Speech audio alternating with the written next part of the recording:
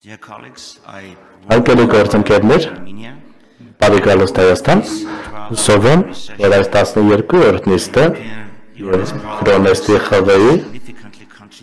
ապես կնպաստի կապերի ամրապնդմանը Եվրոպայի միության և արևելյան գործընկերության երկրների միջև, ինչպես նաև խթան կհանդիսանա ավելի ակտիվ աշխատելու այս ժողովի շրջանակներում։ Ես ուզում եմ ուշադրությանը ձեր ներկայացնել Հարավային Կովկասի իրավիճակը։ Բոլորը ցանկանում են խաղաղություն։ Ոչ ոք չի կարող ասել ոչ խաղաղությանը,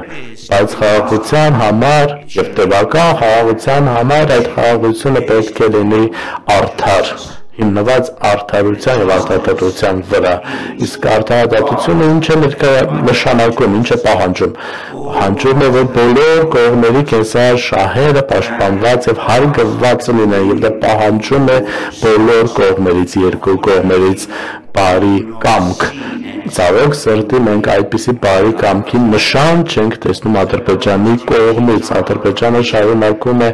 զավթման տակ պահել ավելի քան 200 կիլոմետր քառակուսի Հայաստանի Հանրապետության ինքնիշխան տարածքից, շարունակում է միջամտել Հայաստանի ներքին հարցերին, տարբեր պահանջներ ներկայացնել ու միջամտել։ Օրինակ նրանք ասում են, թե որպես նախապայման խաղաղության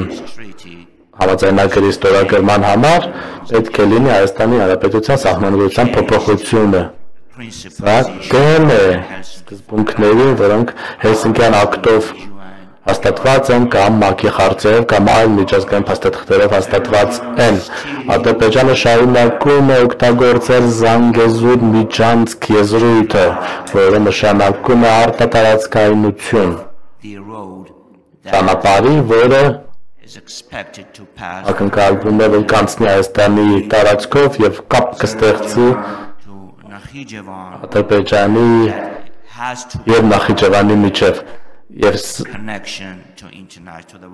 Միևնույն ժամանակ պետք է իհարկե Հայաստանը հնարավորություն տա, որպեսզի աշխարհի հետ կապ ունենալ Ադրբեջանի միջոցով արևմուտք, արևելք, հյուսիս։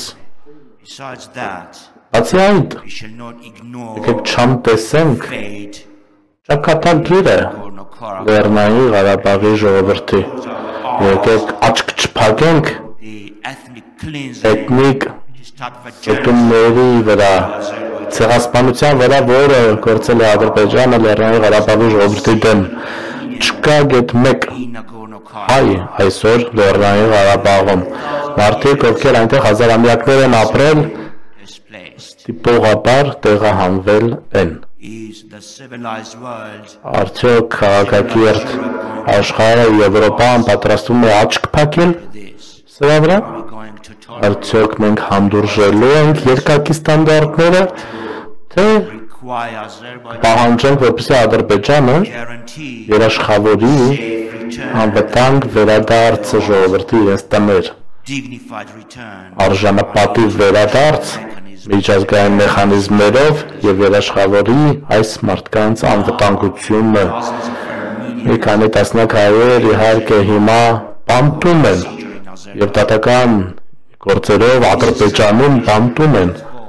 Այս վեհաժողովը պետք է ձայն բարձրացնի, պահանջի առանց նախապայմանների այս բանտարկյալների ազատ արձակումը, որովհետև երբ որ ասում ենք հասցեագրել խնդիրը, Ադրբեջանը կասի ամեն ինչ օրենքով ենք անում ըստ Ադրբեջանի օրենսդրության, և փակեք ձեր աչքերը, որ այդ մարդիկ, ինչպես նաև Կարմիր խաչի միջազգային կոմիտեին իրենց երկրից դուրս են հանել և 23 հոգի և տասնյակ մարդիկ դատարաններում և բանտերում հիմա կապ չունեն աշխարհի, արտաքին աշխարհի հետ, աշխարհը չգիտի, թե նրանց հետ ինչ է կատարվում, կարող եք տեսնել կադրեր, ինչպես են այդ մարդկանց դեմքից երևում հենց տառապանքը, այս ժողովը առանց բարարելու, պետք է պահանջի անհապաղ ազատ արձակում այդ անձանց, պահանջի Ադրբեջանից